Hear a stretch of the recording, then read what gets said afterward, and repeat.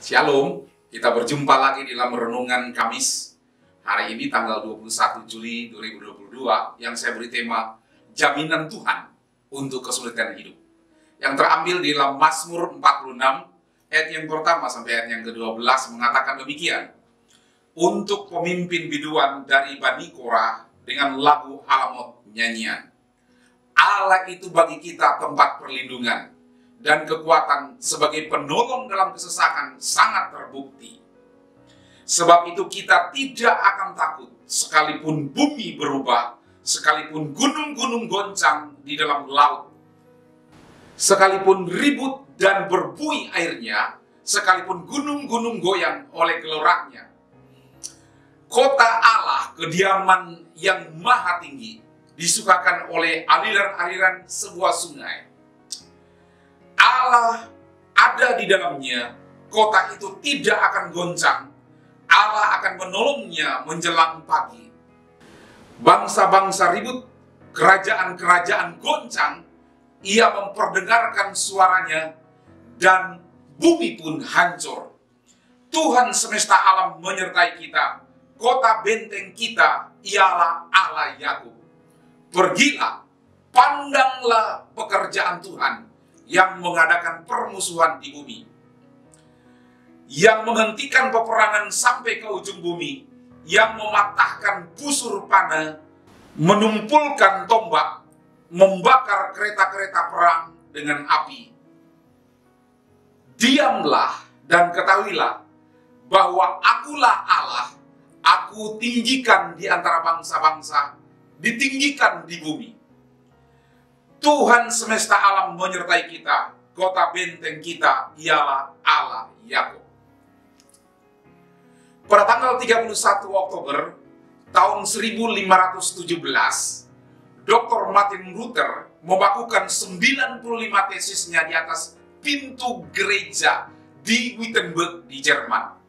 Hasilnya adalah sebuah sejarah yang disebut reformasi, suatu usaha untuk membawa kebenaran akan pembebasan dengan meyakinkan kembali akan kepercayaan orang-orang. Reformasi membawa kembali bukan hanya doktrin kitab suci, tetapi juga nyanyian pujian di dalam gereja. Martin Luther adalah seorang musisi yang menyempurnakan musiknya sendiri, dan ia menggunakan musik itu untuk mengekspresikan imannya dan untuk mengajar orang-orang. A mighty fortress is our God, atau benteng yang perkasa adalah Tuhan kita, adalah sebuah nyanyian yang lebih dari yang lain, yang dapat kita asosiasikan dengan orang besar ini dan pekerjaan. Berdasarkan Mazmur 46, nyanyian ini selama berabad-abad telah menggerakkan orang Kristen untuk percaya kepada Tuhan, tidak peduli betapa sukar keadaan mereka hari itu. Dalam Mazmur 46 kita menemukan 3 sumber dari Tuhan untuk menopang kita bila kita berada dalam kehidupan yang sulit. Yang pertama, kita tidak perlu takut sebab kita mempunyai suatu perlindungan. Alkitab berkata, Allah itu bagi kita tempat perlindungan dan kekuatan sebagai penolong dalam kesesakan sangat terbukti. Tidak peduli apapun yang terjadi pada hari ini, kita dapat menemukan perlindungan dari Tuhan. Pemazmur itu juga menuliskan, sebab itu kita tidak akan takut sekalipun bumi berubah, sekalipun gunung-gunung bergoncang di dalam laut. Pemazmur itu berkata, meskipun gempa bumi terjadi, aku tidak perlu takut, sebab Tuhan adalah perlindunganku dan kekuatanku. Anda bisa lihat, tidak ada sesuatu pun yang dapat menggerakkan dan mengubah Tuhan. Tuhan tidak terpengaruh oleh ketegangan masyarakat atau kebingungan pemerintah. Dia adalah batu karang, dia adalah tegak melindungi, dia tidak akan tergerak. Bila Anda dan saya berlari kepadanya untuk mendapatkan perlindungan, dia ada di sana untuk melindungi Anda. Tetapi ingat, bahwa Tuhan adalah perlindungan dan kekuatan kita. Kita tidak berlari kepadanya untuk bersembunyi. Kita berlari kepadanya untuk mendapatkan pertolongan. Dia menyembunyikan kita mungkin suatu kali, yang berarti dia akan menolong kita.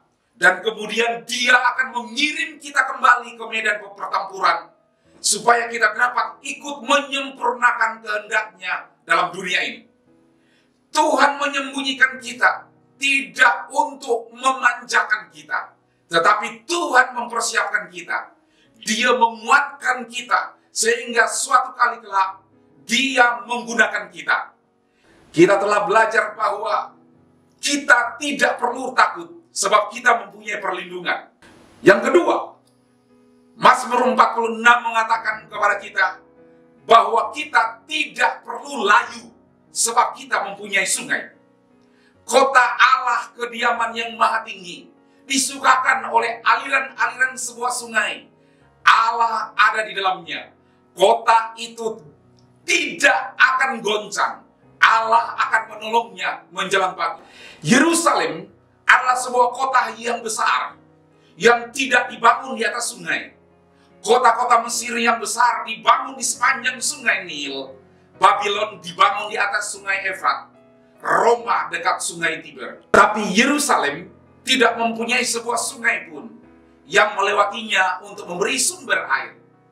Raja Yehezkiel yang bijaksana membangun sistem perairan yang mengagumkan untuk kota, yang mengalirkan air dari batu-batu karang menuju Yerusalem.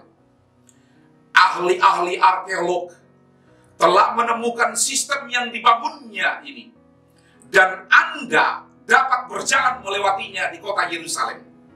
Mazmur 46 tidak berbicara tentang sungai secara harfiah, tetapi berbicara tentang sumber kekuatan rohani yang ada di dalam Tuhan kepada umatnya. Di dalam Alkitab, air untuk minum adalah gambaran dari Roh Kudus.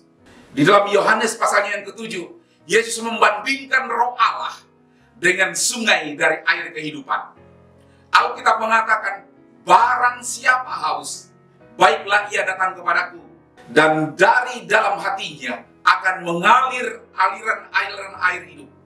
Yang dimaksudkannya ialah Roh Allah. Tidak peduli betapa sukarnya masalah-masalah kehidupan kita. Kita tidak perlu takut sebab kita mempunyai perlindungan. Kita tidak perlu kekeringan karena kita mempunyai sungai. Tuhan menyediakan bagi kita kuasa rohani. Kita perlu untuk berjalan meskipun kita menghadapi kesukaran. Bukan dengan harapan, tidak perlu dengan kekuasaan, tetapi dengan Roh Kudus kita mampu, kata firman Tuhan. Segala perkara dapat kutanggung di dalam Dia yang memberikan kekuatan kepadaku. Sudahkah Anda mempercayakan Kristus sebagai juru selamat Anda? Jika sudah, apakah Anda mempercayainya untuk memberikan kekuatan yang Anda butuhkan saat demi saat dan hari demi hari, sehingga hari-harimu akan menjadi kekuatan bagimu? Yang ketiga, ada sumber ilahi yang ketiga yang diberikan kepada kita di dalam Mazmur 46 ini. Kita tidak perlu merasa cemas dan banyak berbicara sebab kita mempunyai wahyu. Alkitab berkata di dalam ayat yang ke-11, diamlah dan ketahuilah bahwa akulah Allah. Aku ditinggikan di antara bangsa-bangsa, ditinggikan di bumi. Betapa indahnya wahyu ini. Diamlah dan ketahuilah, akulah Allah. Kesulitan yang dialami oleh kebanyakan dari kita adalah karena kita berpikir kita ini Tuhan. Kita membuat rencana-rencana, menarik kesimpulan dan mencoba untuk memanipulasi orang-orang dan keadaan hanya untuk menyadari bahwa segala sesuatu adalah sia-sia. Diamlah dan ketahuilah. Mengetahui apa? Bahwa akulah Tuhan. Aku adalah nama yang besar Tuhan. Ketika Musa memberitahukan kepada Tuhan bahwa tidak mungkin baginya untuk mematuhi perintah Tuhan untuk memimpin bangsa Israel keluar dari Mesir, Tuhan berkata kepada Musa, ingatlah, aku adalah aku. Bukan saya senang menjadi, atau saya berharap menjadi, tetapi aku adalah aku. Akulah Tuhan. Dan Musa pergi di dalam kekuasaan nama Tuhan dan mengalahkan musuh, serta membawa umat Israel bebas dalam nama Tuhan. Yesus memakai nama ilahi yang sama ketika dia ada di bumi ini. Aku adalah roti kehidupan. Aku adalah gembala yang baik. Aku adalah terang dunia. Apapun yang kamu minta, kata Yesus, adalah aku. Aku bukanlah nama manusia. Kita hanya melakukan apa yang seharusnya kita perbuat, yaitu berdiam diri. Sebab nama Tuhan adalah aku, dan sumbernya yang hebat luar biasa yang disediakan bagi kita. Seorang penulis buku ternama namanya Warren Wiersbe berkata, ketika saya masih ada di seminari, profesor bahasa Ibrani saya mengajarkan kepada kami bahwa kata-kata diamlah secara harfiah berarti angkat tanganmu. Angkatlah tanganmu dan ketahuilah bahwa akulah Tuhan. Anda dapat juga menerjemahkan sebagai berikut. Tenanglah dan ketahuilah bahwa aku Tuhan. Dengan kata lain, minggirlah kamu dari situ. Berhentilah bermain menjadi Tuhan dan izinkan aku mengambil alih. Kadang-kadang Tuhan harus menunggu sampai kita betul-betul mengacaukan segala sesuatu sebelum akhirnya kita menyerah dan membiarkan Dia mengambil alih. Jangan tunggu sampai begitu lama. Angkat tangan Anda sekarang juga dan biarkan Tuhan melakukan dengan caranya. Inilah ketiga sumber ilahi yang begitu indah bagi Anda untuk membangkitkan semangat pada saat kehidupan Anda menjadi sulit. Kita tidak perlu takut. Kita mempunyai perlindungan. Kita tidak perlu kekeringan sebab kita mempunyai sungai. Dan kita tidak perlu cerewet sebab kita mempunyai firman Tuhan. Diamlah dan ketahuilah bahwa akulah Allah. Tuhan adalah benteng kita yang hebat, kubu yang tidak akan pernah runtuh. Kesimpulan saya, hiduplah di dalam perlindungan Tuhan, maka saudara akan berhasil. Amin. Tuhan memberkati kita semua. Mari kita berdoa. Bapa, di dalam nama Tuhan Yesus Kristus, hamba berdoa kepada setiap anak-anakmu dimanapun mereka berada pada hari ini. Aku doakan Tuhan memberikan kasih karunia di dalam kehidupan mereka. Tuhan nyatakan anugerah-Mu, bela setiap anak-anak-Mu, lindungi setiap anak-anak-Mu dimanapun mereka berada. Lindungi dalam pekerjaan mereka, dalam karir mereka, dalam rumah tangga mereka, di dalam kesulitan yang mereka hadapi sekalipun. Kami percaya Engkau adalah Allah yang dapat melepaskan setiap anak-anak-Mu dimanapun mereka berada pada hari ini. Di dalam nama Tuhan Yesus Kristus, Allah kami yang hidup, kami mengucap syukur dan berdoa. Kita yang percaya katakan, amin. Tuhan memberkati kita semua.